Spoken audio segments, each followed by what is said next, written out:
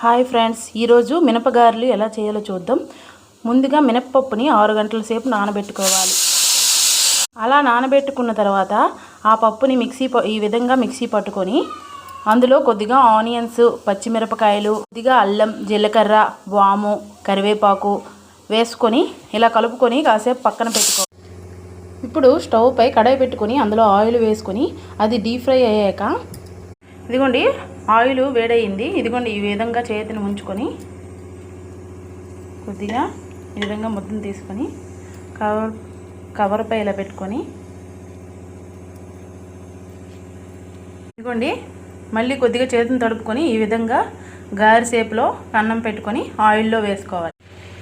ఇదిగోండి ఈ విధంగా ఆయిల్లో వేసుకొని ఒకసారి ఒక సైడు ఫ్రై అయ్యాక ఇంకో సైడ్ తిప్పుకోవాలి.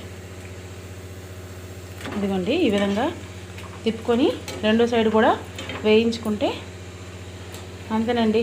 ఇలా వేయించుకొని మిగతావి కూడా అలానే చేసుకొని డీప్ ఫ్రై చేసుకొని తీసుకొని సర్వ్ చేసుకుంటే కమ్మని గారెలు రెడీ అయిపోతాయి.